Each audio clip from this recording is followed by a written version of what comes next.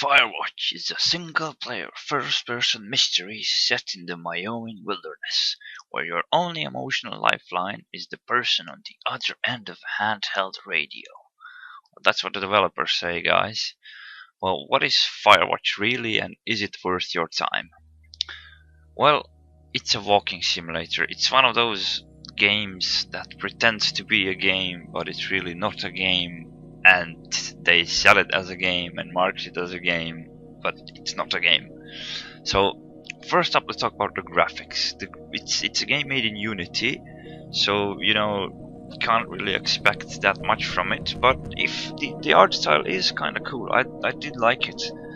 The lighting effects, sometimes when you look at the sunset and through the trees, it looked really nice. You have this little camera in the game, so I took a picture of it even. Yeah, but the graphics are nice. Yeah, it's not nothing spectacular, but yeah, they're nice. But the performance it's absolutely shit. The FPS jumps all over the place, even though my GPU is way above the recommended requirements. I don't know why it happens. They really need to fix that if they want to sell more copies of this game, quotation marks. The best thing about Firewatch, in my opinion, is the voice acting. The voice acting is absolutely amazing. It's top tier. I have the writing it's great. The actors are great. You can see they're having fun while they're doing this. They did an amazing job. But I actually got lost in the woods while playing this game because I completely forgot what my objective was, because I was listening to the conversation between the people and just responding to it. It's great. The voice acting it's the best part of the game by far. The game does have some background music. I don't know if this was a bug or if it was meant to be like this, but I heard the background music only like 3 or 4 times throughout the whole game, and I think that really took away from the experience at some points, because the background music, when it did play, it was amazing. It fits in the world perfectly. It brought the atmosphere up to a new level. It was amazing. But yeah, I heard it rarely, so it didn't add much to the game in my opinion. Here, have a listen to it.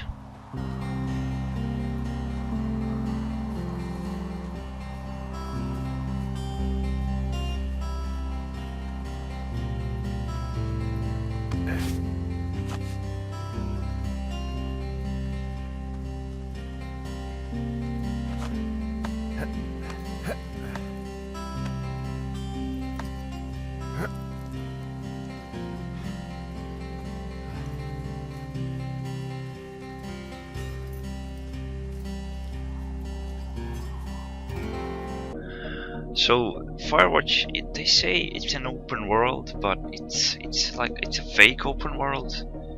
You have these trails that you have to take, and even if they do branch into 2 different spots, they meet at the same eventual spot where your objective is. So they didn't really change anything, just a different view. And there's invisible walls everywhere, of course. I mean, you want to get over this small rock that's like 10 centimeters high. Well, no, you can't. Invisible wall. You want to go where you can see where there's even a smaller rock or a bush or something. No, you can't. Invisible walls. I hate kind of these games. They say it's an open world, but it's not an open world. They're lying. It's bullshit. Another good part of the game is the story. The story, I mean, most of it is good. There is a mystery that you have to solve, and the mystery part was really good right up until the ending. I won't spoil anything, but the ending was absolutely shit. It was the most disappointing ending I've ever seen in a game, I think this year, or last year rather.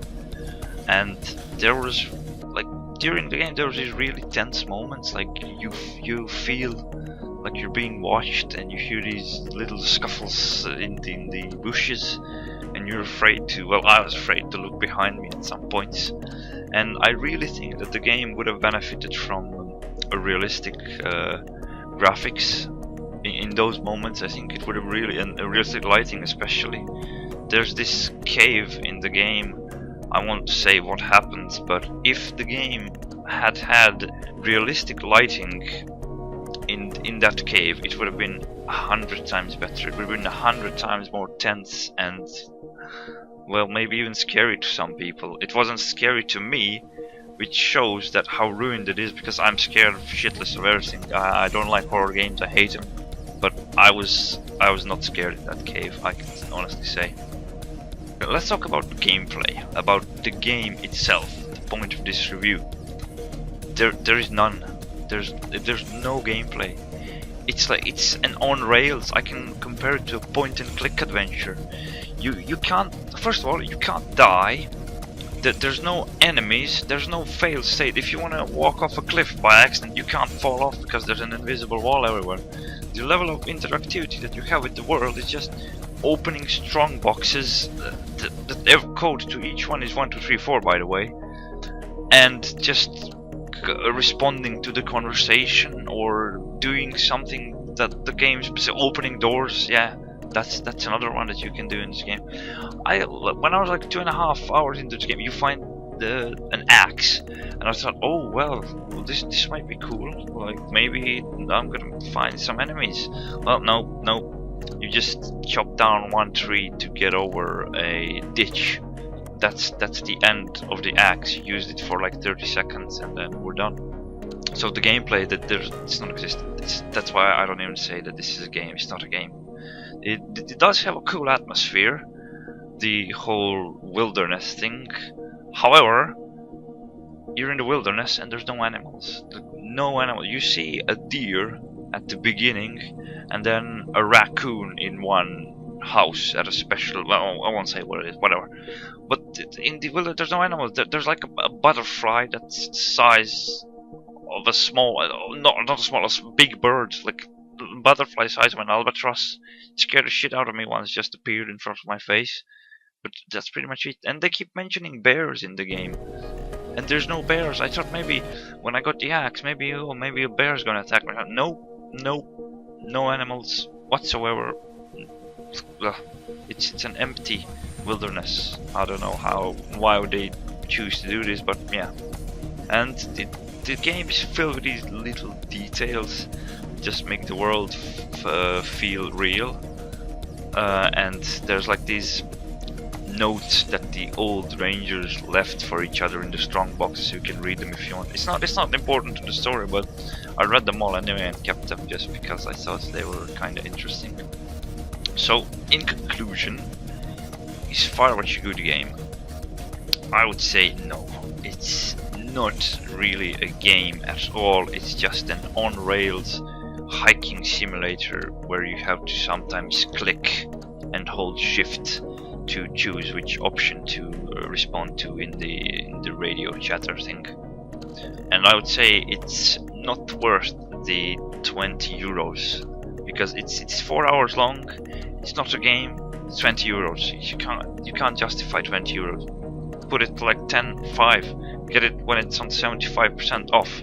And I want to just compare something. IGN gave this game a 9.3. IGN, like one of the biggest names in gaming. They're shit, of course, but come on, they gave it a 9.3. This is not a game. This is walking. How can you give it a 9.3, IGN? Stop being fucking idiots. I would say buy it on sale if you really like emotional shit, and if you're not a gamer, if you're just interested in a story.